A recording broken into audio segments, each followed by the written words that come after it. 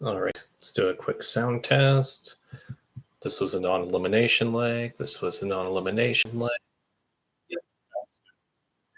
So here we are. This is episode 3 recap of season 35 of The Amazing Race. As always, I am Logan Saunders, the TARstorian, and we're going to be talking about unaired scenes from this episode, random facts I dug up, and talking about how dumb fans are, and maybe, just maybe, I'll actually recap this episode. So last time on The Amazing Race, they were in Thailand, and at the end of it, a team got eliminated. There's your episode 2 recap of the previously on segment. Bam. You're welcome. Okay, let's see. So before we get into the unaired stuff and the stats, this was a non elimination leg. For some reason, podcasts were debating this and on Twitter. Why the hell was this a debate? It was a non elimination leg. Everyone should have just asked me beforehand for confirmation and then go ahead and say it's a non elimination leg. Why are people arguing about it? At least half the people are going to be wrong, no matter what position they take. Okay, so, and even if and for people who were annoyed that we had a non-elimination leg, you knew it was coming. You know there are 13 teams this season. We know there are 13 episodes. Do the math. If there's a final 3 at the end, that would only make it an 11 episode season. So you know there will be 2 episodes where a team doesn't get eliminated. Hence 2 non-elimination legs. And it's completely up to production however they want to brand and package it for the audience. This would, in any other season, this would count as a non-elimination keep on racing leg. But instead, because production said there are no non-elimination legs, people are buying into that propaganda, I guess, when really it is. They bought into CBS's marketing ploy. So yeah, that shows you how smart consumers can be. Okay, let's see. Now let's get into the one other thing. Oh, this is a common complaint I've been seeing after 3 episodes in, that fans have been saying, oh, but for years and years, fans have been complaining that it's really tacky when a team crosses over from another reality show or from a boy band that only my sister ever listened to, or other TV shows, and then cross over to The Amazing Race. They view it as tacky, it's stunt casting, they're not real people, they're cyborgs. I mean, they are real people, it's just they're only cast because they are famous. Look at the social media season, where it was just people who were only famous or know somebody who's famous, and that's why they got cast. Well, here we have 13 teams, we have 26 people. Only one person is even remotely well known, and I follow a lot of travel vloggers, and Anna Lee is a travel vlogger who I have never heard of before, and I follow probably 100 to 200 travel vloggers on YouTube and across all social media platforms. So Anna Lee isn't even in the top 300 travel vloggers on the internet, and she is the most well-known person on this season. And now fans are complaining, oh, there aren't any big people to watch. There aren't any big draws from other shows or another source of fame to get me into watching the season. Well, pick one, damn it. You can't have it both ways. You can't have both a season that has nobody famous and a season that has at least one person famous. They are very mutually exclusive points. It's like that episode of The Simpsons where the owner of Itchy and Scratchy, where he has that focus group with the kids, and the kids completely contradict themselves, telling the executive what they want, which incidentally leads to the character of Poochie, and we all know how that went. He's the third Fonzarelli. Okay, so we got that stupid point out of the way, and let's see. Do we get into the stats now? I think we can get into the stats now. Those were the 2 things I really needed to address. Okay, so Victor and Jocelyn dropped 9 positions between the second and third pit stop. This is tied for the second biggest drop between 2 pit stops since Allison and Donnie dropped from This is from after winning a leg, dropping from 1st to 10th, and were eliminated in season 5. The biggest drop, of course, was Amanda and Chris dropping from 1st to 11th in season 4.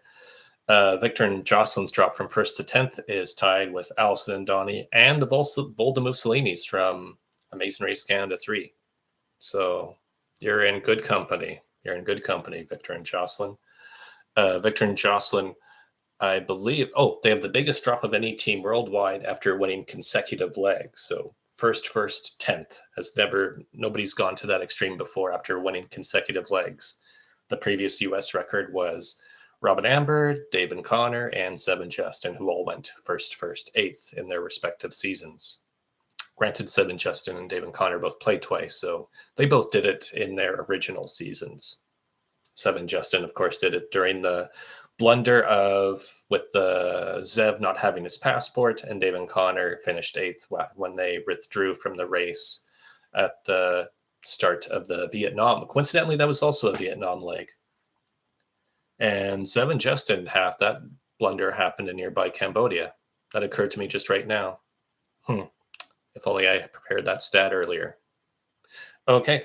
Joel and Garrett are now the only team to not finish in the same position 2 out of the first 3 legs. Everyone else I think every team now has finished in the same position consecutive legs, either the first and second leg, or if you're Joe and Ian, the second and third leg. So Joel and Garrett are the only team that know how to switch the style up, as Curtis 50 Cent Jackson would say. Let's see. Morgan and Lena use their Express Pass. This is tied for the second earliest use of an Express Pass in the American version of The Amazing Race. Of course, Caroline and Jennifer used theirs within about 10 seconds of receiving it in leg 2 of season 24 of The Amazing Race, also known as the worst season of all time. Morgan and Lena also have tied the worst finish of any team to use the Express Pass in the American version of The Amazing Race, where they tied, coincidentally, Dave and Rachel in season 20. That was the infamous Paraguay leg where they didn't complete a single task. Dave and Rachel used the Express Pass on the detour, and then Dave broke all 20 bottles during the bottle roadblock. So they didn't complete a single task, and they still got 6, because that's how much Elliot and Andrew sucked, as well as Carrie and Stacy. I think it was Carrie and Stacy that they were fighting it out with, duking it out. Maybe not. Could have been Joey Fitness and Danny, but I feel like they would have been doing better at that point. I could look it up in a minute, but for now, I won't. Yeah, so Morgan Lena tied for the lowest finish of any team to use an Express Pass in the Amazing Race US. Those are the only 2 times that anyone's finished in 6th place. Everyone else has finished in 5th or better. In fact, only the very first use of the Express Pass was Jill and Thomas in season 17, finished in 5th place, and everyone else is 4th or better. And of course, Caroline and Jennifer, that was the only time where the Express Pass was used on leg 2. In season 22, Dave and Connor, we're referencing them again, used their Express Pass on leg 3 because, I don't know if you heard, but Dave had a problem with his Achilles heel at that point. And that was the only other leg 3 use of an Express Pass in the American version. And of course, with Amazing Race Canada, they do triple Express Passes most seasons. So there are a lot of instances where people have used the Express Pass on leg 3. In fact, there's been a lot of times where all of the Express Passes get used on leg 3, and then we don't see a single Express Pass for the rest of the season because Amazing Race Canada, they have very odd planning for their legs. Not as much as China's Celebrity Edition, though. That takes it to an extreme. And another stat, out of a possible 11 slots for all-female teams to finish in the top half of a given leg, an all-female team has only finished in the top 50%, 2 out of the 11 possible slots through the first 3 legs. I don't think we're getting an all-female team winning this year, ladies and gentlemen, especially ladies. This is now the 3rd season in Amazing Race US history to feature a task on the Mekong River. Season 3 with the Nook Nook, the Nook Nook task that Terry and Ian made famous for, as well as in season 15, where they also were on the Mekong River. So yeah, this is the third season. That's when you know you have a lot of history if you have 3 different seasons where you're on the Mekong River or the Mekong Delta. Is it Mekong or Mekong? I was there. Let's see. Amazing Race 31 filmed in June 2018. Season 35 filmed in June 2023. Therefore, this is the longest time gap between Vietnam visits for the American version of The Amazing Race. Not the longest season gap, because between seasons 3 and 10, there were no visits to Vietnam. It became more common and more frequent after that. This is the second Vietnam visit in a row that teams flew into Ho Chi Minh City, as opposed to maybe Hue Airport or Hue, Cool Whip, Hue, or Hanoi. This time, both times, they flew right into Ho Chi Minh City, good old HCMC. In fact, just a few months ago, I flew into Ho Chi Minh City, and I've mentioned this in my Instagram stories, but Ho Chi Minh City joins Santa Marta, Colombia, and Singapore as being a part of the Eyeball Sweat Club, which means they are places that are so humid that just after walking around for about an hour, that I get a lot of sweat in my eyeballs. And those are the only 3 places where that's happened: Singapore, Santa Marta, Colombia, and Ho Chi Minh City. By the way, Ho Chi Minh City, complete contrast to the climate in the north of Vietnam.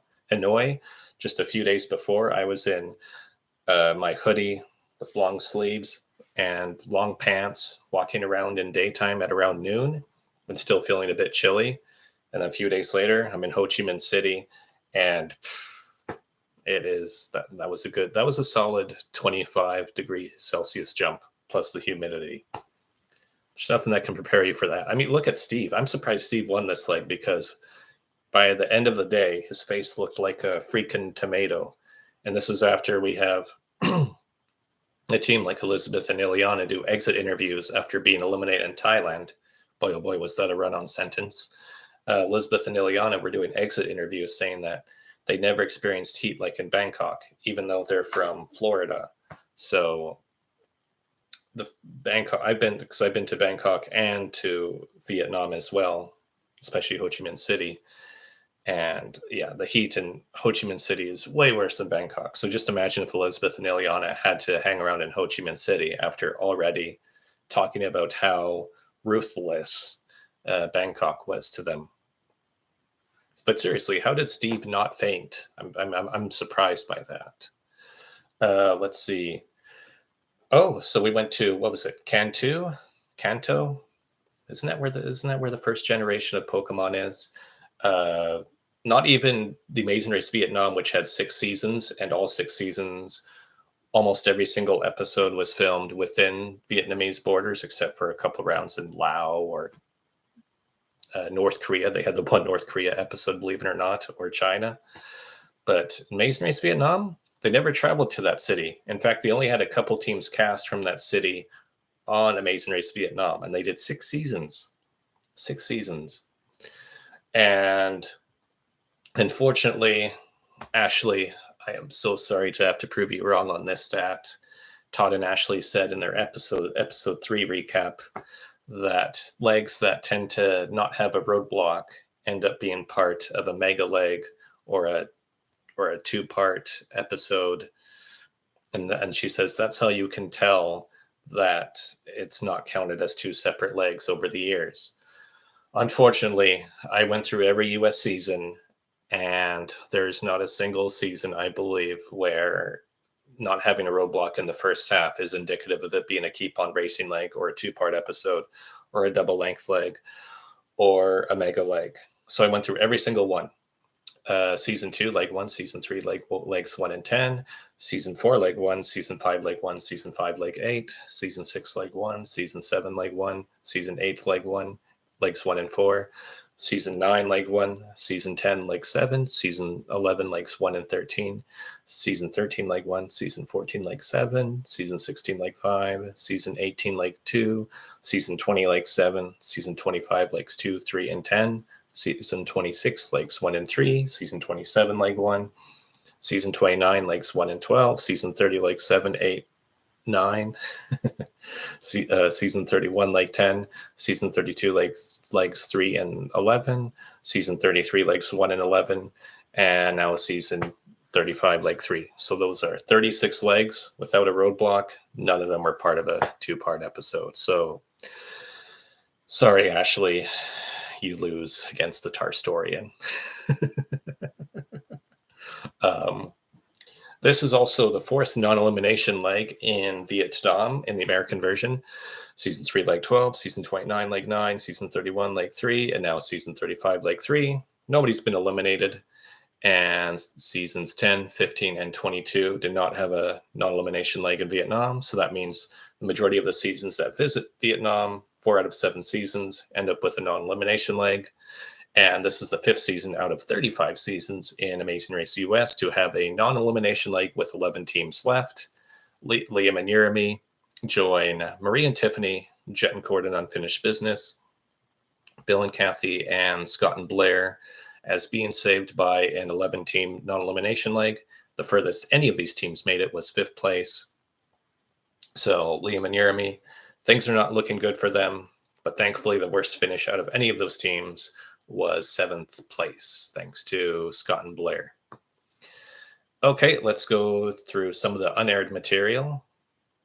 Didn't mean to bring that screen up. Let's see. There we go. So the unaired material. Morgan and Lena jizzed themselves when Phil Kogan told them that they finished the leg in 6th place at the pit stop. Of course, there was a confessional of Morgan and Lena talking about jizzing themselves, as well as Phil Kogan saying, "Whoa, why are you ladies making that weird facial expression? What's happening?" But family-friendly show, so they weren't allowed to say jizz on TV, so we don't get an explanation for why Morgan and Lena were posed in that awkward stance. It's like they just ate a grape or found out that Bruce Willis died at the end of Sixth Sense.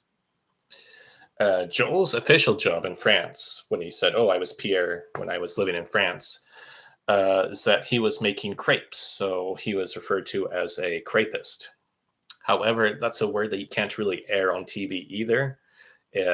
Being a crepist is heavily frowned upon, especially in Canada, unless you live in Quebec. So he said he couldn't say his official job title. That's why he always said to say, "I was the one who had to make crepes." He couldn't refer to himself as a crepist. The reason why a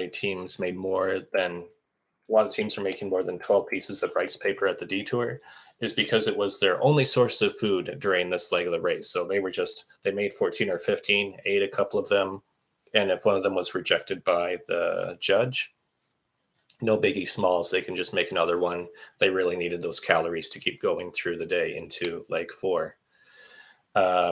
Especially, you'd think they would be allowed to eat the fruit that when they were taking them to the market, but production was very strict that every single pieces of those fruit had to be delivered to each of the vendors, especially the golden melons. You don't mess with golden melons.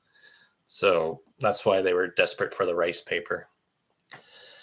After Morgan and Lena earned the express pass in leg 1, production held a meeting to figure out the best way they could troll Morgan and Lena. Because first of all, they were told that there'd be an expiration date of leg 4. But what Morgan and Lena did not know is that this episode would not be counted as, or that next episode would not be counted as leg 4, but rather as part of leg 3 because of CBS's marketing ploy. Therefore, their true expiration date was leg 5. So they didn't know that they had that extra wiggle room with their express pass. Furthermore, there are still 11 freaking teams in the race. So whoever claims the express pass in leg 1 is already going to be a front-running team, meaning there's a minimal chance they can use that express pass to claim first place, and there's an even lower chance that they're going to use that express pass to save themselves from being in dead last, since there's still so many damn weak teams left in the race. Therefore, it was really a lose-lose situation for Morgan and Lena to properly use their express pass. No matter what, they were probably going to fluctuate somewhere between those 10 middle positions that they would have had during this leg, especially if they thought there was only one more round left to use it. And it hurts even more that there are only 2 non-elimination rounds for the season, and I bet they weren't anticipating that one of those non-elimination rounds would happen when there's still 11 teams left, which means there's going to be only one non-elimination leg over the course of the next 9 rounds of play. How are they supposed to know that? Let's see. And of course, the last piece of humiliation is Justin on Race's recap, making fun of you for how you use your Express Pass. That's the real gut punch at the end, months after the fact, months after you film the season. You know what's coming. Let's see. And it's funny with the Express Pass, too, because even under traditional circumstances, nobody has used the Express Pass to rescue themselves from elimination. The closest argument I can think of is maybe Gary and Mallory when they used it in Unfinished Business, but otherwise, it's never had an impact one way or the other, which is why I was happy to see the Express Pass be vanquished from the American version for such a long time, because the only real payoff is if a team is in last place and doesn't use it, like Jessica and Anders did in season 22. And that was the very first time they did a double Express Pass. After that, that twist had already run its course. Let's see. So people are curious, which side of the detour would I have picked? Or I presume you're curious. And I would choose the rice paper detour because I hate doing any sort of metalwork. And I would find a metalwork task to be really, really intimidating. And I feel like with rice paper, I can fake it till I make it by just copying the techniques that everyone else is using and just replicate their hand motions and what they are doing and their timing, especially with so many teams around. I think that would have been the much easier task to do for me personally, especially much more so than metalwork and working with sharp objects. That is not for me. Let's see. Oh, I got to stop rubbing my nose. What else do we have here? Oh, people have been complaining about the drawn out episodes, just like how this recap is very drawn out. With 10 teams doing the fruit market active route info, it would have been 11 if Morgan and Elena had followed through with it. We would have seen all 33 stops for the vendors because 11 times 3 equals 33. So because it's a 90-minute episode and we only had the active route info and the detour, that had to last the whole 90-minute episode. Therefore, I can see why people would feel that it was really drawn out to see all 30 stops, especially when the task was very non-linear. It wasn't to go to the jackfruit, golden melons, and the dragon fruit. It was whichever path you would like to take, the path of least resistance. So I can see that's why it feels really drawn out. And one other thing to note is I noticed a lot of people have been saying, oh, these tasks are so much harder than past seasons. I think the tasks look harder because there are only 2 tasks and it has to fill 90-minute episodes, which means the tasks get a much longer cut on TV, which gives us the illusion that teams are spending a lot more time at tasks than they normally do. So as opposed to, for instance, having 4 tasks in a 60-minute episode and only seeing 5 minutes of footage from each task, you think, oh, they couldn't have been there for a long time.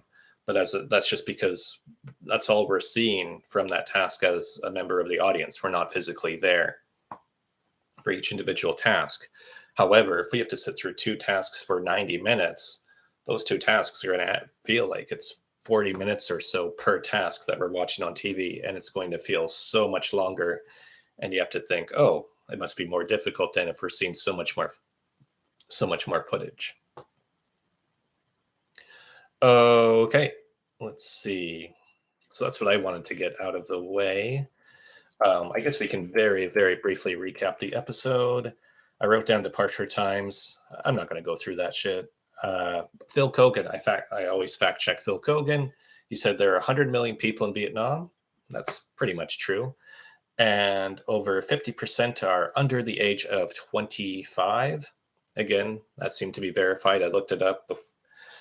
It's going to change pretty soon, but as it stands, yep, over 50% are under the age of 25. And that's not really uncommon for most African and Asian countries or Eastern European countries, or most developing countries for that matter. That's quite common to have a very young age group, in contrast to, say, South Korea or Japan or Western Europe or Canada or the States, where we have much more aging populations. I remember when I was in Kosovo, the average age, I believe, was under the age of 21 there, because it was only really young people that were hanging around. Anyone who wanted to get a higher paying job would typically leave Bosnia as an adult and then send the money home to their family. And that's quite common for people from developing countries. One person will typically try to be an OFW and send all that money back home so their kids can go to school and get by. They make that sacrifice by being overseas for extended periods of time with the hopes of eventually moving their family to a country that they prefer to live in. Let's see. Is there anything I really wanted to go over? Of course, we have travel agents again. That's one thing that the edit really pushed is, oh, this is old school Amazing Race. This is old school Amazing Race. Can you believe it? This is old school Amazing Race. We get it. We get the narrative that's being pushed for this season. So we did get to see travel agents for the first time in a very long time. And given how the Thai economy typically works, you can tell those travel agents do not get to do too much. That's why I think there was only the one travel agent who really knew what he was doing and why the other travel agents couldn't find the best flight. That's why you have teams on a flight 6 hours after the first flight. In today's day and age, we typically book our own flights ourselves. I know I do. I've never gone through a travel agent because I'm a genius with finding cheap flights. I do give tips on that. Feel free to DM me if you want to find out how to get a really cheap flight to get into Europe from Canada. And I guess probably the States too. I don't think it would be too much different. And I think with the travel agents, to them, it's not a big deal. Oh, who cares if you're in 6 hours after some of your friends? It's only 6 hours. That's not much time. It's still the same day. Crazy American. What are you complaining about? Oh, we get the confessional about Todd and Ashley, how they lived in France and how Todd was a professional basketball player in a French basketball league. That's hilarious because I made the joke in the preseason that he could be a center for Team Canada. And I'm guessing he didn't play in Canada because it exceeded our salary limit of paying a basketball player on Team Canada more than $5,000 a year. So that's why he was stuck playing in France. Let's see. Of course, the 6.5 hour flight difference didn't make that much of a difference because then everyone was just squandered into 3 separate departure times. Of course, there's the whole controversy of if production did a trick with the 5:45 a.m. departure time. I know Victor and Jocelyn went on Racers Recap saying they didn't want to, thinking they would get penalized for tampering with the boxes, and that's why no one was going through all the boxes to grab a different time. They thought they were going to get a 2-hour penalty because of it. I guess when in doubt, just ask a producer, or if you Heather and Eve, ask a producer, and then or if you do get penalized, retroactively say that the producer allowed you to do that. Let's see. Anything else? We had that big flight delay that was promoted, that 1.5-hour flight delay. Grand scheme of things, that didn't really make too much of a difference. I think the boats should have been a little bit more than, because the real task was getting to the boat dock and getting that earlier departure time for the following day.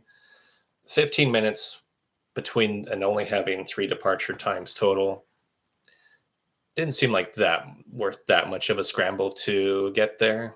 I think it needed to be half an hour or put in more boats so there was that longer spread so that the scramble to get to Vietnam was worth a bit more. Those buses were pretty cool, by the way. I've been in one of those buses to get from Bangkok to Phuket, and it was very similar to that bus, especially with how much room teams had to lean back, as Fat Joe would say, and try to have all their gear on top of them as well. That would not have been a comfortable sleep. Let's see. Annalie was talking about frog races. I really hope I'm guessing it's much different than what you see in the arcade. Maybe what we see in the arcade was inspired by Annalie's everyday life. Let's see. Anything else that I really want to comment on? Probably not. Let's see. Yeah, I just wrote down who departed when for the fruit market task. Yeah, I've already repeated a lot of the same jokes. Oh, when Morgan and Lena chose the plastic side of the detour or the metalwork side, that's when I thought they were going to finish lower in the standings. And furthermore, when they went into that metal workshop, it looked a lot like the Way You Move music video by Outkast. Reminded me just like that music video. Let's see. I have a couple of quotes, but I don't know the context of it. Garrett said he wanted to be a rice paper salesman, and he'll be pleased to know that there is a rice paper company, a rice paper sales company. It's called Dunder Ho Chi Minh Niflin that he could work for. And let's see. Oh, Ian got annoyed by a heat gun. Ian seems to get annoyed by a lot of things, though. There's something about somebody named Ian on The Amazing Race and them just being generally irritated by people and objects throughout the season. Let's see. Victor and Jocelyn really shit the bed this leg. Big time. I already went through the stats on that. They pulled a Fran and Barry. There's something about the oldest couple just blatantly missing clue boxes. And Victor and Jocelyn get to join the oldest senile couple club with Fran and Barry. Fran and Barry also won a leg against super dominant teams. They weren't the worst team in season 9, that's for sure. They were competitive. And when Steve and Annalie check into the pit stop, I believe Steve says that they were jerked by being told that they were only getting a few thousand dong and their next clue and that they had to keep on racing. I am very glad that they cut off the rest of the quote with saying we were jerked off. Maybe he was referring to the Thai massage task. And yep, Ian had the vinyl in his mouth. That could not have been a pleasant feeling. And yeah, we had Morgan and Lena jizzing themselves when they finished in 6. And you saw the episode. You know how everyone else finished. And yeah, next episode, I'm fully expecting Steve to faint. I mean, it's been a while since we've seen somebody faint in Vietnam on The Amazing Race. It's an age-old tradition. We had Joey faint. We had Floyd faint. We're ready. We're ready to get send the paramedics out, and I can't wait for episode 4, especially because it's all the same day, which means people are really going to be exposed to the sun a lot more. And I think Steve's bald head can only take so much. And that's it. That's my episode 3 recap. I hope you enjoyed it. Stay tuned and just chill till the next episode.